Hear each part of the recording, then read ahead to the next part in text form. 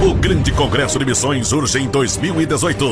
Por bondade, se assim puderem, tornem os vossos assentos. Trata-se de um trabalho missionário.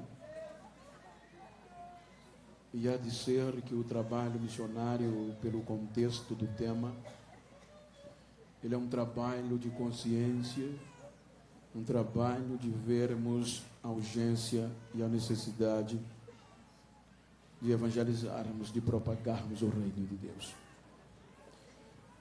E eu quero ler um texto que está na carta do apóstolo São Paulo aos Romanos, capítulo 11, versículos 17, capítulo 11, versículos 17 e 24. Um texto que Paulo menciona dizendo: e se alguns dos ramos foram quebrados, e tu, sendo jambuzeiro, foste enxertado em lugar deles, e feito participante da raiz e da seiva da oliveira. Versículo 24 diz: porque se tu foste cortado do natural zambujeiro, e contra a natureza enxertado na boa oliveira, quanto mais esses, que são naturais, serão enxertados na sua própria oliveira. Queridos, quando nós lemos o texto, estamos diante de uma alegoria, de um significado excepcional, principalmente para nós, que compomos a uma igreja conhecida como gentia. A carta de Paulo aos Romanos, ela é direcionada em um momento de entusiasmo, em um momento de alegria por parte desta igreja, cuja maioria era de pessoas gentias, ou seja, que não estavam ou no plano principal da descendência abraâmica. Quando Paulo escreve, os irmãos hão de conver que em todo o contexto ele faz uma eloquência acerca da fé, da redenção, da salvação, e sobretudo advertindo os gentios acerca do momento, tendo em vista que os gentios estavam sobrepujando a supremacia judaica, e Paulo pede no contexto geral para que os gentios não perdessem tempo, haja vista que eles foram chamados ou colocados neste projeto, mas eles não seriam igual a Israel. É por isso que Paulo faz menção de dizer, quando ele inicia o capítulo 10, a seguinte expressão: irmãos, eu quero e o desejo do meu coração é orar por Israel pela sua salvação, até o ponto que ele diz, sabendo que Israel tem zelo, mas porém ele rejeitou a justiça de Deus.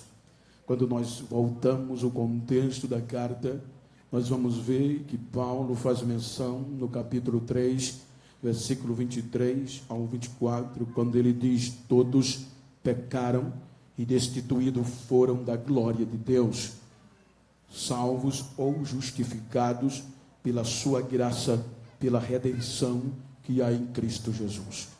Então eu quero tomar por base esse texto para falar-lhes sobre os improváveis. Digam comigo: os improváveis.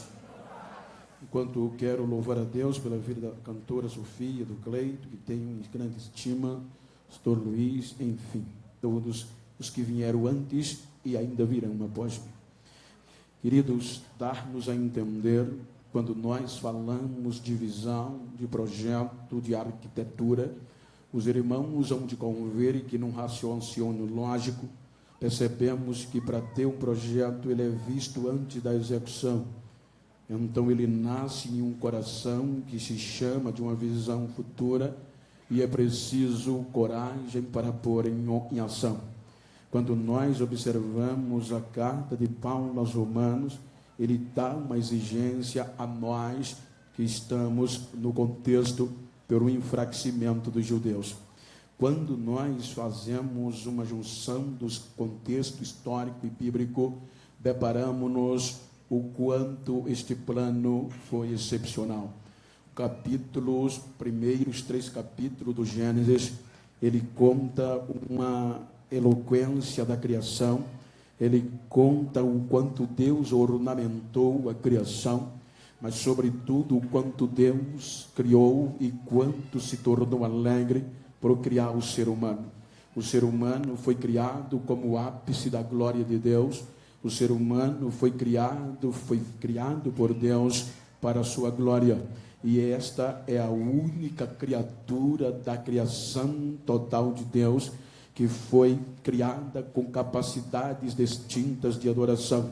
Este ser humano é a única criatura feita por Deus que galgou um patamar de relacionamento inigualável com Deus, a ponto que a Bíblia diz que todos os dias, ou todo o entardecer, o crepúsculo, no cair do sol, o próprio Deus via ao jardim que elaborou, ornamentou e colocou o ser humano, e todos os dias havia diálogo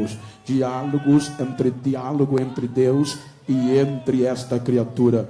Esta criatura galgou o lugar que ninguém mais conseguiu galgar no coração do Criador. Então, este relacionamento, eu vou sintetizar, ele é interrompido por algo conhecido como princípio de igualdade.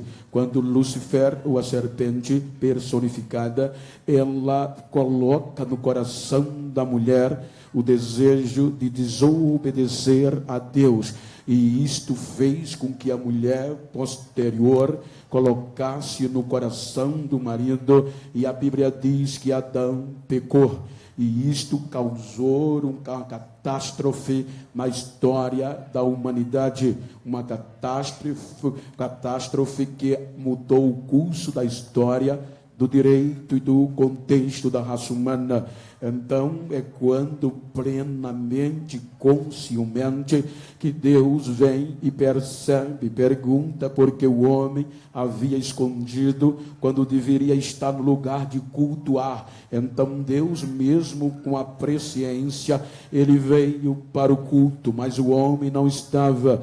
Então, isso causou um problema sério, porque o pecado cegou, o pecado abriu a visão, e agora a justiça de Deus exigia o fim, o extermínio da raça humana. Agora a raça humana deveria ser extinta, porque o princípio lógico da desobediência entrou em ação.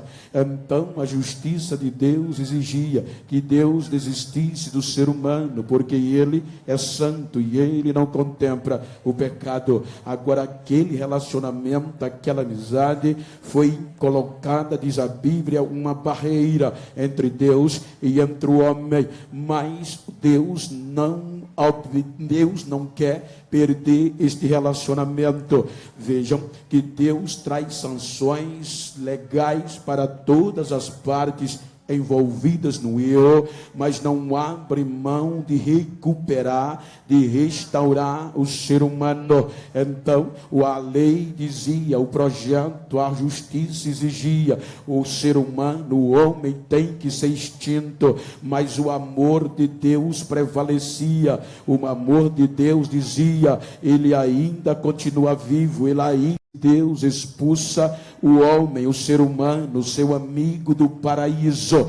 E o capítulo 3, quando sim, no seu final, salvo engano, no 25, 24 versículos, salvo engano, você vai ver que no último versículo começa a ver a primeira forma protetiva de o homem não se aproximar de Deus. O ser humano, mesmo tendo a oportunidade de continuar vivo, ele agora é impedido de voltar para o paraíso e de desfrutar da árvore da vida.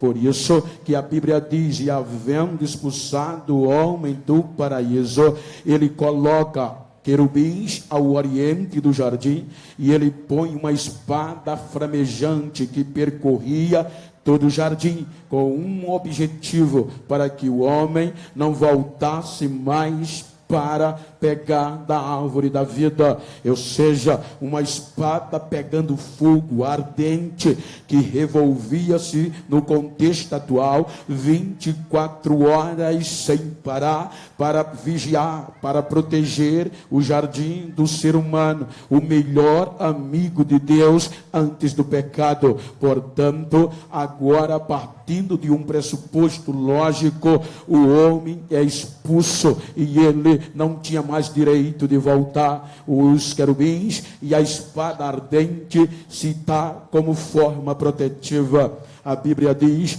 no contexto da história, que quando este casal é expulso, agora proliferam. E Deus monitora, Deus projetava que ele se voltasse, que aquela geração se voltasse para Deus, pois havia algo sobrenatural no ser humano. Porém, quando a gente chega no capítulo 6 do Gênesis, a Bíblia é categórica. Vejam que Deus, a Bíblia já não fala de um ser humano, de dois seres humanos.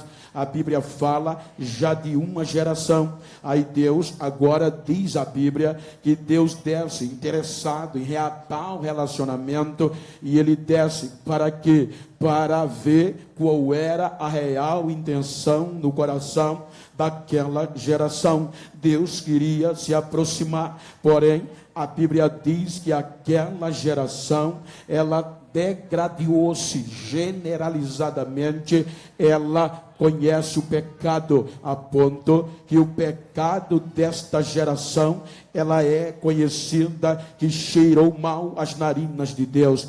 Então é quando Deus agora decide, vou dar cabo do ser humano. Pela primeira vez na história, os irmãos vão ver o texto dizendo, eu me arrependo, ou se arrependeu Deus de haver feito o ser humano, ou tê-lo criado. Então isto é verbalizado no contexto das Escrituras. Então Deus diz, eu tirarei-o da face da terra. Porém, o amor de Deus prevalece mais uma vez, que por meio de uma família, Deus resolve continuar o projeto para posteriormente colocar em execução. Qual era o projeto de resgate? Qual era o projeto missionário? Então, por meio de 8 almas, Deus sustenta a visão do projeto, porque a Bíblia diz que o dilúvio vem e Deus continuou acreditando no ser humano. A lógica, o projeto destrutivo era para que toda a terra deixasse de existir, mas por conta do ser humano, veja o tamanho do relacionamento, por um só homem, Deus resolve dar mais oportunidade, o amor prevalece. Então Deus manda o dilúvio, ele destrói todas as coisas, exceto o homem, 8 almas e um casal de cada animal. Porém, o dilúvio, quando mingua, quando baixa as águas, aí a Bíblia diz, no capítulo 8 do Gênesis, que Deus vai a Noé, é Deus e Noé. Agora Deus com Noé faz uma nova aliança, faz um novo pacto, faz um novo recomeço. Veja a confiança de Deus em um projeto que ele queria pôr em ação, ou seja, o homem sempre decepcionando, e agora Deus dá a oportunidade dele recomeçar. Veja que Deus diz a Noé, e nunca mais eu destruirei o homem ou a terra do jeito que eu fiz. Portanto, Deus diz, vão e encham a terra, proliferem, e eu estarei com vocês. Ou seja, a ordem era deste projeto crescer na obediência. Quando a gente sai para o capítulo 11, você vê não mais Noé, nem pessoas quantitativas, mas a Bíblia fala de uma geração, tendo em vista que a Bíblia fala que a geração de Adão se tornou uma geração pecadora. Agora Deus investe no projeto, na geração de Noé, quando no capítulo 11 a Bíblia diz que a geração de Noé foi proliferada e chegaram numa determinada cidade, e a ordem de Deus era que eles enchessem toda a terra. Porém, eles decidiram: façamos aqui uma cidade, e nesta cidade vamos edificar uma torre, cujo cume da torre toque no céu, para ninguém se perder de vista. Ou seja, desobedeceu o princípio do mandamento de Deus: encha a terra. Porém, aí Deus, diz a Bíblia, que desce para ver qual era a real intenção do coração daquela geração. Então Deus percebe a confusão que eles causaram.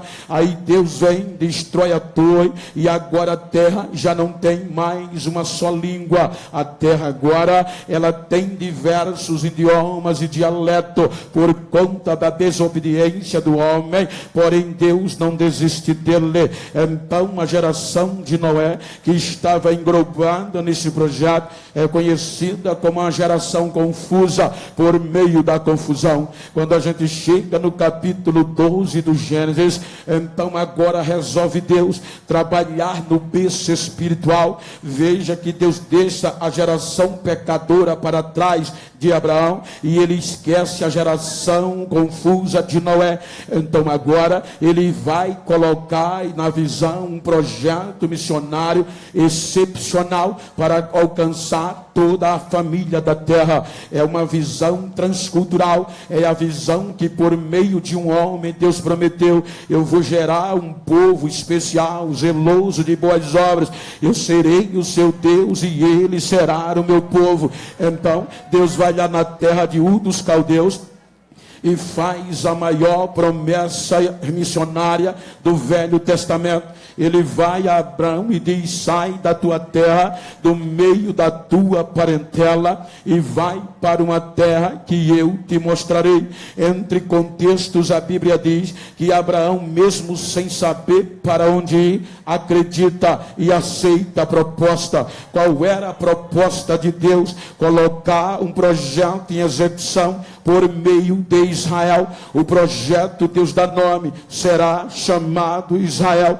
Então este era o projeto de maior contundência da ótica do resgate, porque Deus disse a Abraão: em ti serão benditas todas as famílias da terra, serão benditas todas as famílias da terra. Abraão aceita a proposta e sai deserto adentro, em uma visão futura, projeto em ação futuramente. Então este projeto é elaborado, é cuidado, é tratado por Deus. Quando este projeto sai de Abraão, veja que ele passa para Isaac e Jacó. Quando ele desce para o Egito, cerca de 70 almas originalmente de Abraão, saída da coxa de Jacó, desce para o Egito. Aparecia que não ia ter jeito, e era uma visão. Então 400 e poucos anos depois, este projeto já era incontável em número de pessoas.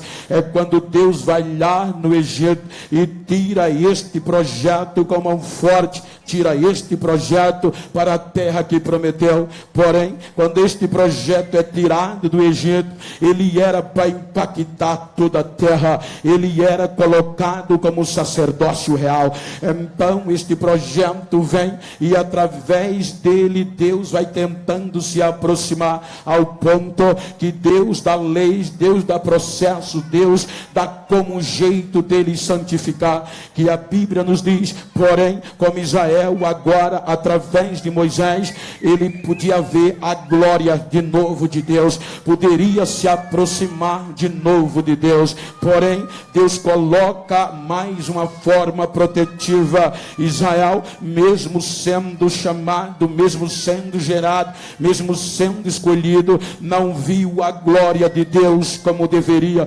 porque havia um véu colocado no tabernáculo que proibia Israel de ver Deus face a face. Ou seja, o véu impedia que Israel visse a glória de Deus. É aqui neste projeto que pela primeira vez vez o homem pode ter o direito de pedir para ver a glória de Deus. É aqui que Moisés, quando Deus diz que não vai mais com o povo, ele disse: a tua glória, a tua presença não for, eu não tiro o pé de onde eu estou. Então é neste patamar que Moisés vê a glória de Deus, mas vê pelas costas, porque pela frente não podia, havia um véu num contexto unificado. Então é daqui que a coisa vai ficando mais séria.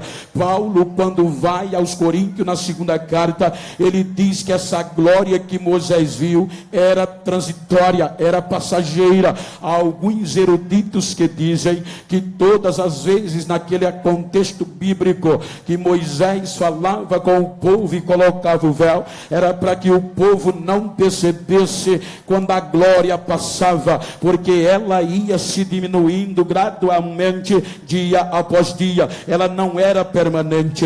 Então esta glória não foi possível Israel ver, a ponto que o maior projeto missionário, de forma excepcional, decepcionou a Deus. A Bíblia diz que Israel pecou, Israel perdeu o foco e não entrou em ação o maior projeto do Antigo Testamento. Israel endureceu o coração, Israel tapou ao ouvido ao chamado, à escolha missionária do próprio Deus, porque Israel era o projeto de resgate do Antigo Testamento para alcançar toda a terra. Aí isto em um contexto normal. Agora Deus vem quando Israel decepciona, quando Israel peca de uma forma de adorar a outros deuses. Deus abre mão de Israel de maneira nenhuma. Agora Deus usa a boca de Isaías no capítulo, salvo engano, 65, para dizer que não vai desistir do projeto, mas vai mostrar a Israel o que é que ele vai fazer. A execução, a ação do projeto ia ter que acontecer. Aí diz Paulo que Deus usa a boca do profeta Isaías para pôr ciúme em Israel, quando ele disse: eu fui chamado por um povo que não conhecia, eu vou meter ciúme em vocês com um povo que não era chamado de povo. Aí a Bíblia também diz que Deus usou Oséias para assim dizer a Israel: eu fui amado de quem me conhecia e amarei a uma que não me conhecia. Então Deus disse a Israel: eu vou meter ciúme em vocês. Aí vem da pastor Davi o contexto do cativeiro babilônico,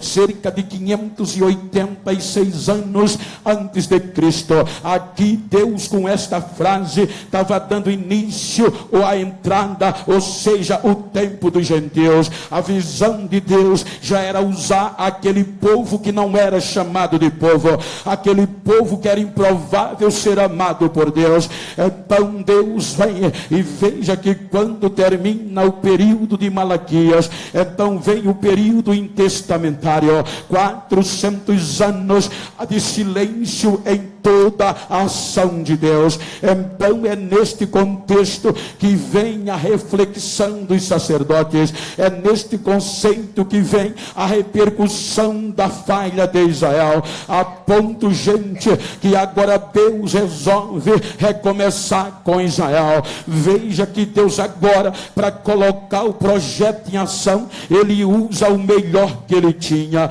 Agora Deus quer executar o projeto no espiritual. E qual era o projeto? Era Israel. O que é que Deus dá? Já que eles não ouviram profetas, já que Israel não ouviu a Moisés, já que Israel decepcionou, agora Deus resolve investir neste projeto missionário de uma forma contundente, para não perder este relacionamento eterno com o ser humano. Havia uma espada flamejante, havia querubins no oriente, havia um véu que o amigo, o ser humano, amigo de Deus, não podia voltar mais para o paraíso. Então é neste contexto, me ajuda aí no teclado, por favor, é neste contexto que agora dá-se-nos a entender a contundência total deste projeto, a ponto que nós não podemos ter desculpas. Agora Deus vai colocar o projeto missionário em execução. E o que é que ele faz?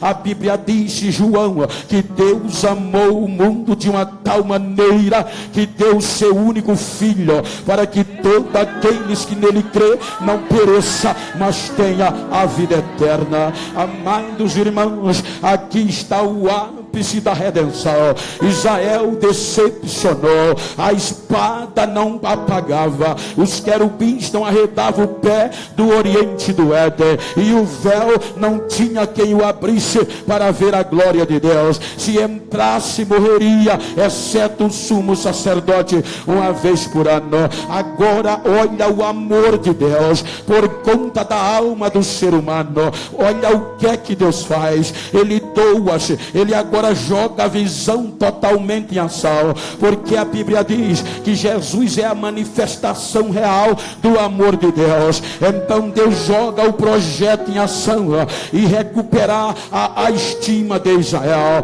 Veja o que é que Deus faz. Deus dá Jesus para corrigir a Israel, tendo em vista que eles não ouviram os profetas. Deus dá Jesus como sacrifício por Israel, porque a Bíblia diz que Jesus veio para os que eram seus. O próprio Jesus disse: eu fui enviado senão as ovelhas perdidas da casa de Israel. Então o foco de Deus era Israel. Jesus veio para resgatar Israel, para demoestar Israel, para reativar o processo de um projeto missionário como nunca existiu.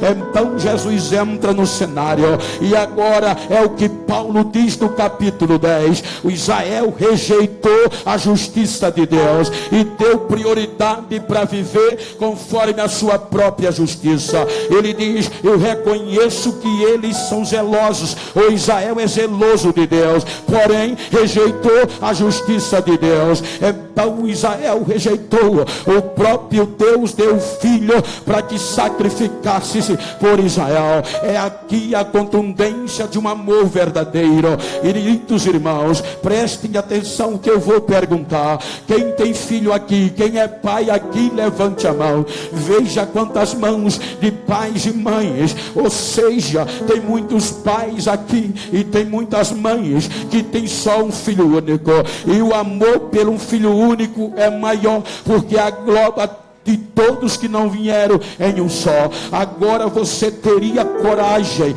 de dar o seu único filho para padecer por causa de um seu inimigo? Eu acho que não. Ou seja, se um filho teu precisar de um órgão seu, você certamente dará. Se um filho teu precisar de alguma coisa tua, você não mede esforço, você está disposto a dar até o coração a ele, para que ele viva. Mas se o teu inimigo, aquele que te ofendeu, precisar de um órgão seu, você vai pensar duas vezes, ou talvez não entregue. A Bíblia diz que nós éramos inimigos de Deus, ou seja, nós não tínhamos contato com Deus por causa dos nossos erros e das nossas transgressões. Agora vem Jesus. Israel rejeitou. Já que Israel rejeitou, é aqui que entra os ramos verdadeiros. Veja que na alegoria de Paulo, ele compara Israel como uma árvore chamada oliveira, aonde ele coloca a raiz, ele coloca o caule, a seiva, e coloca o ramo. Veja que ele coloca a oliveira, porque a oliveira, ela produz todo o tempo, toda a estação dela, ela não nega fruto, ela sempre frutifica. É por isso que Abacuque, ele usa um princípio remoto de possibilidade, quando ele diz: ainda que o fruto da oliveira minta. É porque é impossível na lógica humana a oliveira parar de dar fruto. Então o que é que ele compara? Que Deus é a raiz, é Jesus a seiva, mas Israel era os ramos que enfeitavam a oliveira, era o ramo colocado por Deus de forma natural. Só que ele diz que esses amos se quebraram com o erro lá na Babilônia. Agora o que é que acontece? Jesus vem para restaurar estes amos, mas eles não aceitaram. Então rejeitaram a Jesus e agora vão massacrar a Jesus. A Bíblia diz que os próprios judeus mataram Jesus de uma forma crucial. Deus doou Jesus, mas eles rejeitaram. Agora olha qual é o projeto de Deus. Ele diz: já que Israel rejeitou, eu vou diminuí-lo e vou acreditar num povo que não era chamado povo para fazer este processo, para agir e para propagar o meu projeto na terra. Era quem? Aquele povo que não era chamado povo, os gentios, que não valia nada. Veja que Paulo chama de zambujeiro. Zambujeiro era um tipo de oliveira brava que não produzia, não dava fruto. Ele não gozava da seiva da oliveira verdadeira, nem para pegar fogo o zambujeiro prestava. Agora olha o processo. O que é que Deus faz para acreditar no zambujeiro? Era o tempo dos gentios que ia entrar em ação. O que é que Deus faz? Os judeus pegam Jesus e o leva para a cruz. Aqui Paulo começa a dizer que todos pecaram. Não houve justificação até o livro de Malaquias. Mas depois de Jesus, agora vai a cruz de forma absurda. Você como pai, como você reagiria vendo seu filho pregado em uma cruz, vendo seu filho pendurado em uma cruz, massacrado, baixa mais o teclado, pelos seus opressores? Mas Deus não abriu mão. Agora Jesus é pendurado numa cruz pelos próprios judeus, achando que ia aniquilar, que ia terminar. Mas não, Jesus também não desiste. Agora Jesus é crucificado e eles não esperavam que o plano de ação de Deus ia provocar uma reação sobrenatural. Agora estava saindo da visão e entrando verdadeiramente na ação. Penduram Jesus na cruz 9 horas da manhã, como um malfeitor, como rejeitado, como menosprezado. Porém, quando dá meio-dia, a Bíblia diz que a ação missionária de Deus provocou uma reação de forma sobrenatural na natureza. Por que, pastor? A primeira coisa para enxertar o zambujeiro na oliveira não era fácil, porque a natureza não aceita. A natureza só aceita cada fruta na sua fruta. O tomate no tomate, ela só aceita a manga na manga. Mas Jesus, agora o projeto de ação de Deus, visto que Israel não quis acreditar, o pai agora disse: eu vou pegar o zambujeiro e vou enxertá-lo na oliveira verdadeira. A natureza não aceitava, a natureza não queria.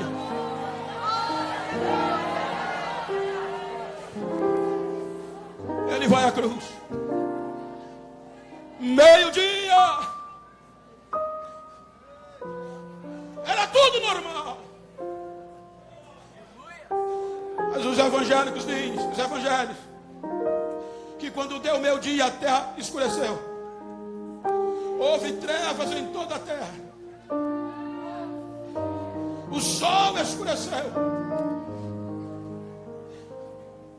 Para o sol escurecer, gente,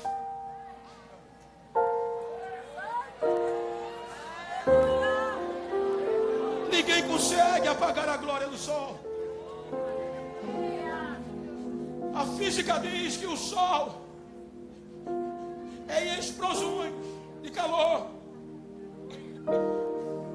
O que a gente vê não é o sol, são os raios do sol, o brilho do sol.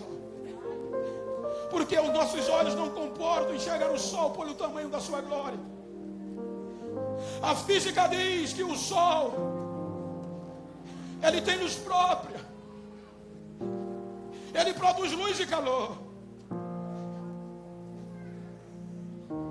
Mas para o sol ter glória, gente, Alguém maior do que ele colocou glória nele. A física diz que o Sol, no seu círculo interior, ele chega a atingir 15 milhões de graus Celsius. Isso implica dizer que com 300 graus Celsius de calor, a água ferve. Com 1.200 a 300 graus de calor Celsius, o ferro se derrete. Imagina 15 milhões de graus Celsius.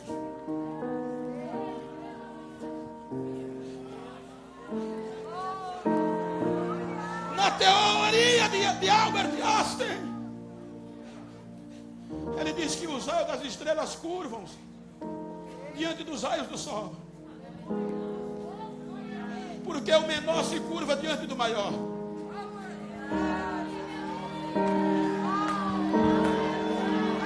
Os físicos dizem que o sol produz fótons, que é a menor partícula de energia. Mas quando eles estão formados, eles são expandidos de uma velocidade tão feroz que atinge 300 mil quilômetros em um segundo. 5 voltas no planeta Terra em um segundo. Quem pode contê-lo? Foi a segunda vez que o Sol faltou combustível. Porque tudo que produz, mesmo tendo luz própria, pegando de uma conjectura, mesmo ele tendo luz própria, ele produz, ele consome. Quem produz, consome. E quem consome precisa ser reabastecido. E sempre quem precisa abastecer nunca vai para o menor. Você precisa encher o tanque do carro de 50 litros, mas o posto só tem 50, ele vai ter milhões de litros. Então, se o sol precisa ser abastecido, tem um ser sobrenatural que abastece o sol, que a sua glória é imensurável. A primeira vez que o sol faltou combustível, eu vou partir numa conjectura, mas no texto bíblico está em 2 Samuel, capítulo 22. Por que o sol escureceu naquele dia? Por causa de um crente. Foi quando Davi disse: eu orei ao Senhor na minha angústia, porque as cordas da morte já haviam me cercado, e na minha angústia eu clamei, e o Senhor me ouviu. Quando ele me ouviu, ele ficou com raiva, e ele montou nas asas do vento, chamou um querubim e desceu. Aí o Samuel diz que quando ele descia, tudo debaixo dos seus pés se tornou escuridão, relâmpago, trovões e chuvas começaram a aparecer. Aí ele diz que tudo debaixo dos seus pés se tornou escuro. O sol perdeu a glória de Deus era tão grande que Samuel escreve que por onde ele passava, as pedras se acendiam pelo resplendor da sua glória, e era esta glória que estava na cruz.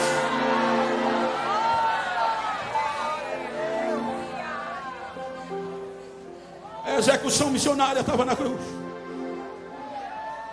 A ação missionária estava pendurada na cruz. A glória desceu e o sol foi ofuscado. Agora pergunta para quem está ao teu lado: sabe por que o sol escureceu? Diga para ele: sabe por que o sol faltou combustível? Foi por causa de você. Foi para poder. Ele não acreditou que o próprio Deus estava enxertando você.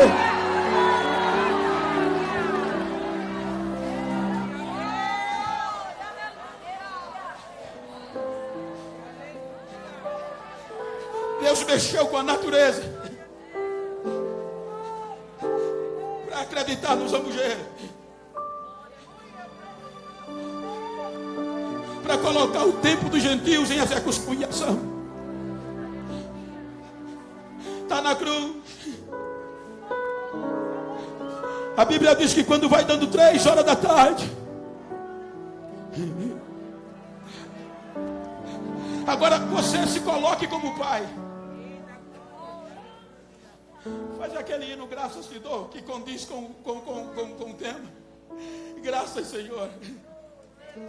Por isso que a gente está aqui. Perto das 3 horas da tarde, gente. Você vê o seu filho clamando por você. Você ficaria prostrado, você virava as costas. A Bíblia diz que perto das 3 horas ecoa no universo um grito: Eloí! Eloí! Amar Sabactani! Meu Deus! Por que tu me deixaste só? Por que me desamparaste? Para eu colocar o zambujeiro em ação, meu filho.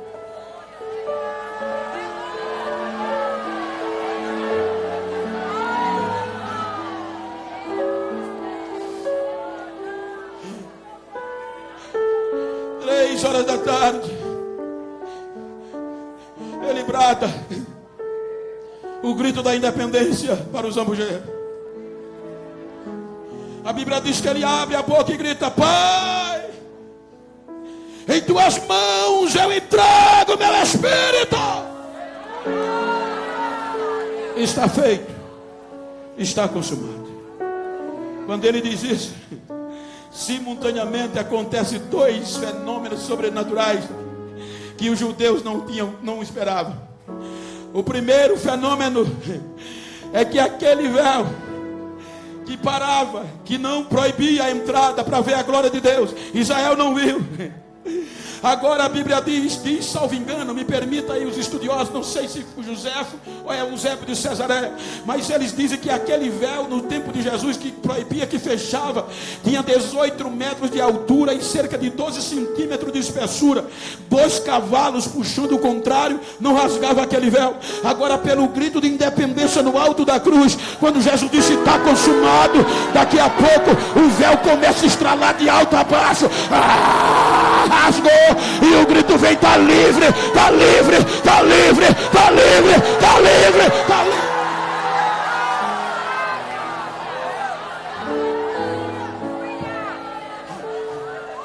Olha o que é que a natureza faz com a morte. A Bíblia diz que apareceu um abalo sísmico tão grande que a escala Richter não tinha como medir se já existisse. A Bíblia diz que houve um terremoto tão grande nesse dia que as rochas se fendiam no meio. Aí eu fiz uma reflexão rápida, pensando aqui com meus botões. Os serviços sismológicos ou geológicos que medem os abalos sísmicos, a escala Richter vai de 0 a 9, salvo engano. E se você apanhar a escala dos abalos, dos terremotos, salvo engano, começou em 1950 a medição, salvo engano, você vai ver que o maior terremoto foi no Chile, 9,5.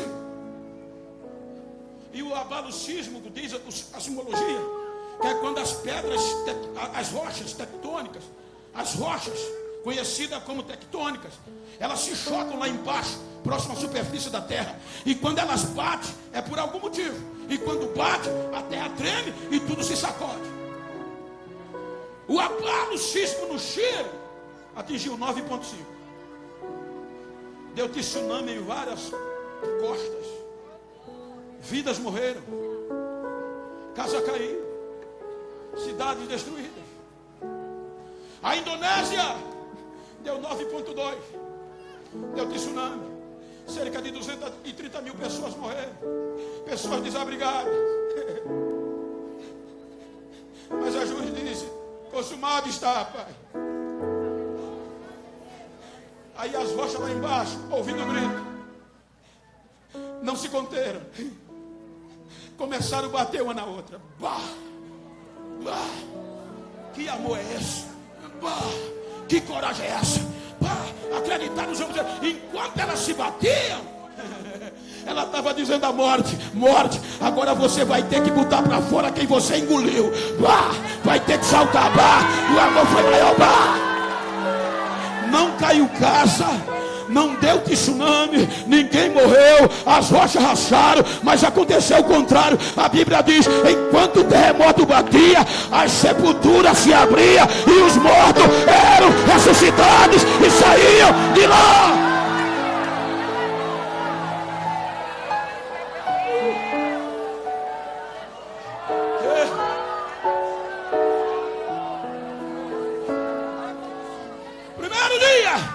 Em um dia isso tudo aconteceu. Está consumado. Me permitam os estudiosos, mas isso é comum. Todos sabem, mas para dar sentido o que eu quero dizer. A palavra consumado, gente, era muito usada em um contexto cotidiano. Por exemplo, quando o artista terminava uma obra excepcional, ele tinha que colocar, como o grego prevalecia, ele colocava tetelestai, que é o mesmo que consumado. Está pronto, está feito. Quando o exército ia para a guerra, que vencia, que tomava os despojos dos seus inimigos, eles voltavam. E antes de voltar, 2 mensageiros iam na frente gritando o quê? Tetelestai, está consumado. Que queria dizer, vencemos, estamos livres, o despojo é nosso, a vitória veio. E havia festa onde eles passavam. Mas o pior era quando havia uma dívida. Se o pastor Genival Bento tivesse uma dívida, se o pastor Genival Bento adquirisse uma dívida, automaticamente era colocado lá. O credor, eu não podia pagar, o credor fazia o seguinte: escreve aí, devedor, Genival Bento está devendo, coloca no mural da casa dele, na parede dele, e ninguém podia tirar. É aqui que quando Paulo escreve aos gentios, aos colossenses, ele diz que havia no inferno, ou havia no contexto de dívida, uma escrita de dívida que era contra nós nas suas ordenanças, e ninguém podia tirar enquanto não fosse pago. Quem passava sabia que você era devedor. Só que quando alguém pagava, gente, esse que pagava tinha só ele o direito de tirar a escrita de dívida da tua casa, riscar, rasgar e colocar outra no lugar mais alto, com o nome Tetelestai. Não deve mais nada. E quem passava tinha que ver, já pagou, quem pagou, não me importa, está pago, Tetelestai.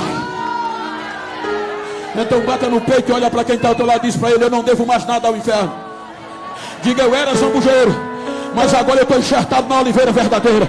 Diga para ele: já que eu não devo mais nada, agora eu posso pegar fogo, agora eu posso dar fruto, agora eu posso falar línguas estranhas, agora eu posso ser batizado, agora eu faço parte da raiz e da ceia.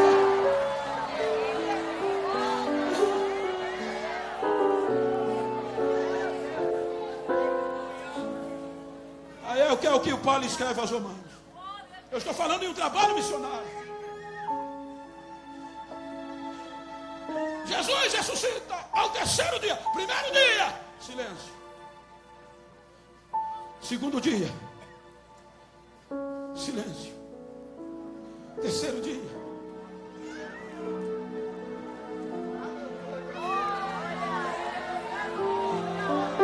ele não está mais aqui.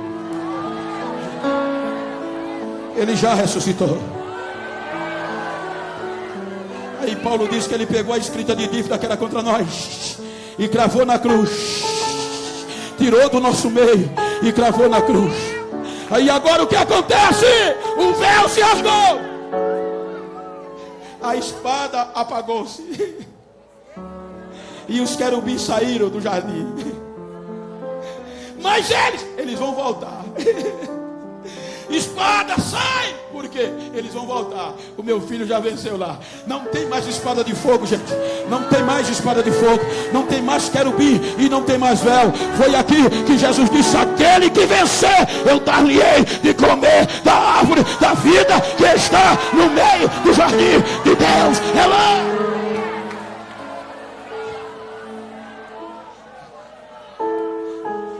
Olha o que ele fez por nós. Éramos zambujeiros bravos. O que é que Paulo está dizendo aos romanos? Que estava sobrepujando a raiz, a seiva, os ramos. Ele disse: olha, gente, Deus não poupou nem Israel,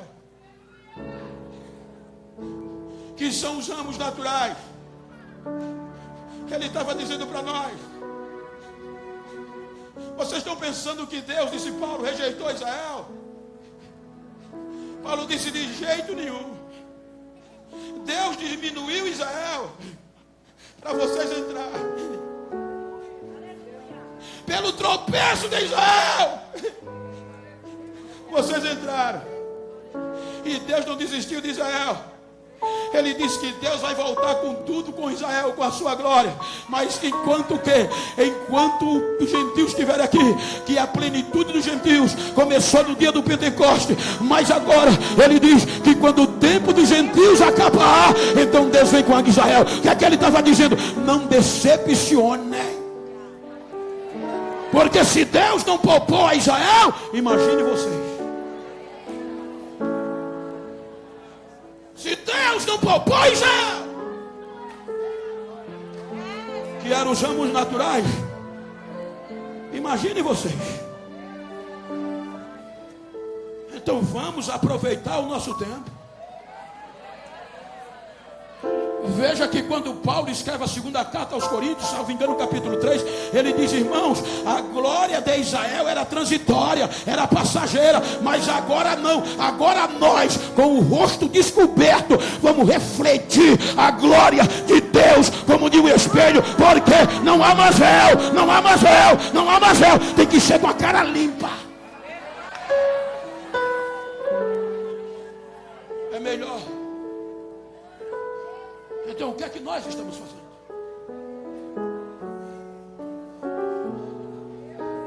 O próprio Deus colocou em ação uma visão missionária através de seu filho.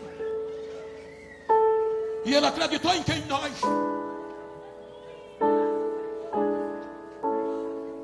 E nós vamos decepcionar. O próprio Deus nos instigou a mostrar quem nós somos.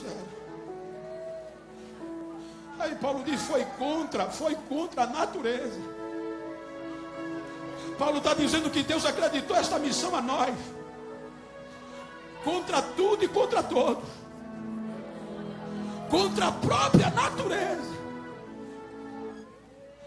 Nós somos enxertados na oliveira verdadeira e fazemos parte da raiz e da semente. Então olha para quem está ao teu lado e diga: eu era zambujeiro, mas agora não sou mais. Diga: eu era zambujeiro brabo, mas agora eu estou na oliveira verdadeira. Eu agora vou dar fruto.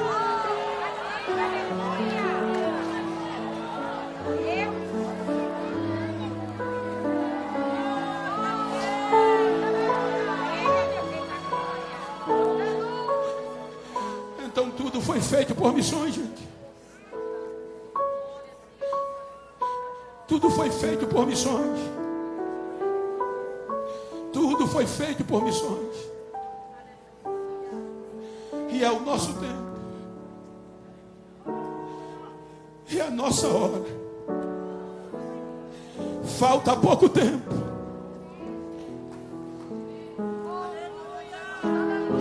Deus sustentou Israel para que nós entrássemos.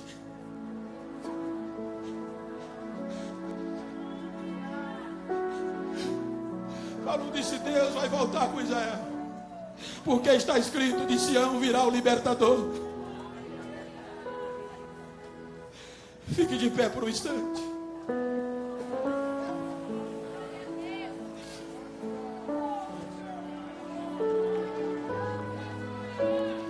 Reflita no que Ele fez por nós. Reflita no que Ele fez por nós.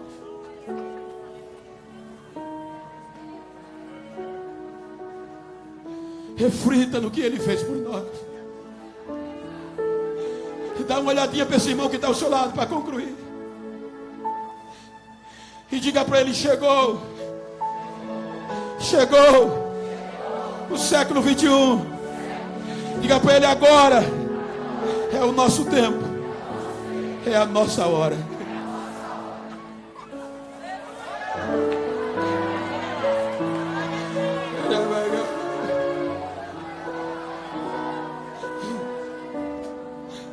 nosso tempo. É a nossa hora.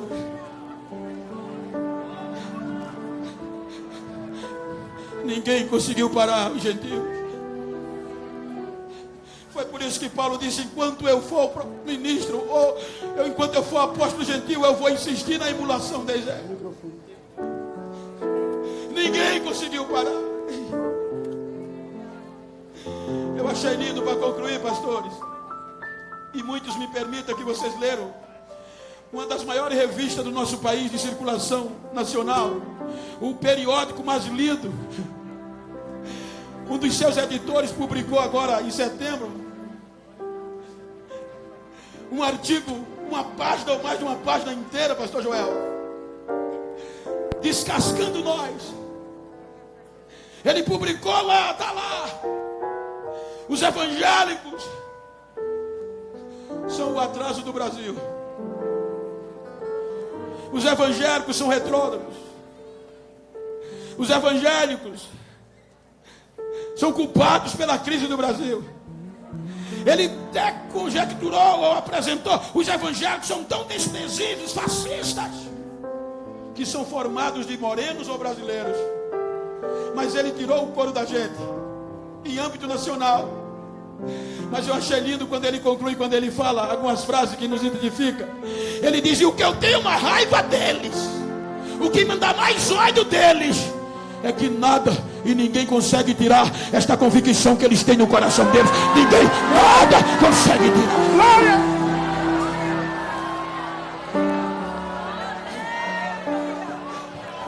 Então diga: é o meu tempo, é a minha hora. Eu vou gritar mais alto, eu vou gritar mais alto, eu vou gritar mais alto. Eu não sou mais jambuzeiro, é o nosso tempo.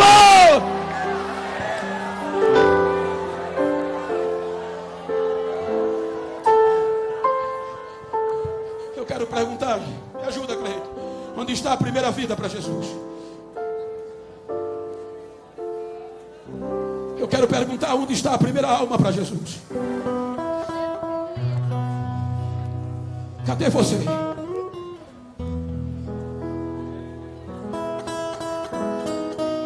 O preço foi alto. O preço foi alto. Era uma oliveira do ramo quebrado. Cadê a primeira vida para Jesus? O filho afastado. E o sabuzeiro. Cadê você que cantava e parou? Ali foi ele. Cadê você que pregava e parou? Cadê você que evangelizava e por algum motivo parou? É o meu Jesus. O preço foi alto. Fui nele enxertado. Ele não desiste de você. Hoje tenho luz. Cadê você? Oliveira verdadeira, Jesus Cristo. Cadê você? Nele fui enxertado. Cadê você? Cadê você? Posso eu dar frutos, enxertado assim. Cadê você? Cristo é oliveira, não